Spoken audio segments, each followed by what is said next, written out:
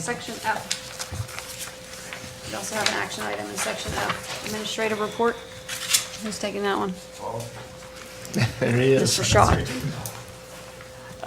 Item number 1, adopt and approve the advertisement and required placement on public display via the budget form PD 2028, the proposed final general fund budget for 2019-2020 fiscal year in the amount of $77,510,000.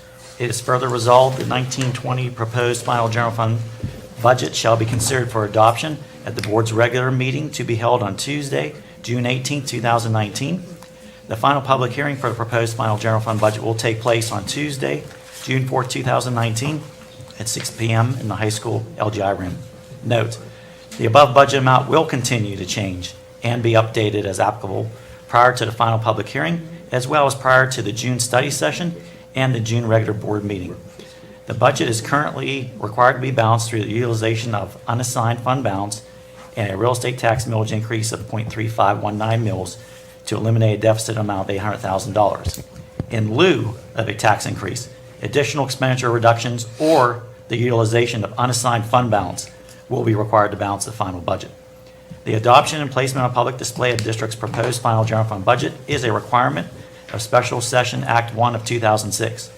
The approval of the above resolution does not set a final budget amount and does not set a final real estate tax millage rate for a 1920 fiscal year. Again, this is just a requirement of Act 1. I do want to point out and note that from our prior meeting, we were looking at a deficit of $1.1 million, and we were able to reduce it down to $800,000. We do have a list of things, again, almost daily. New information is coming in. I have a list of items on my desk right now that taking a look at, making additional adjustments, which will impact this remaining $800,000 deficit. But again, as we do every year, we continually work all the way up to that final meeting and make as many adjustments as possible. Administratively, we're also going to be taking further looks at various items in the budget to see where we can reduce, adjust, whatever we can do to eliminate this amount.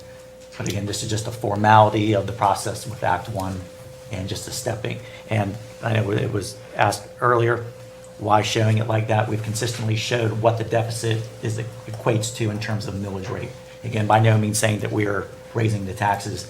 It's just for utilization and in terms of how the form works itself. That's part of that process.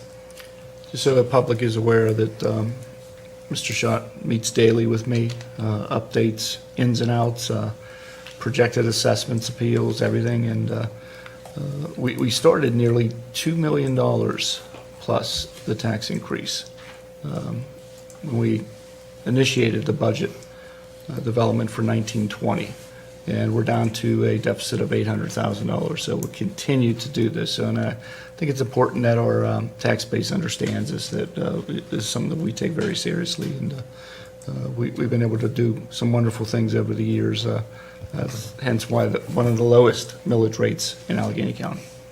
Thank you for clarifying that. And I know that anytime anybody sees him mention millage increase, immediately there's alarm in the public and statements that we're raising taxes. And I'm glad you clarified that. I hope everybody takes a close look at that and understands that the board as a whole definitely directed administration to make more cuts, and they've done a great job, and they're going to continue to work diligently through the end of June.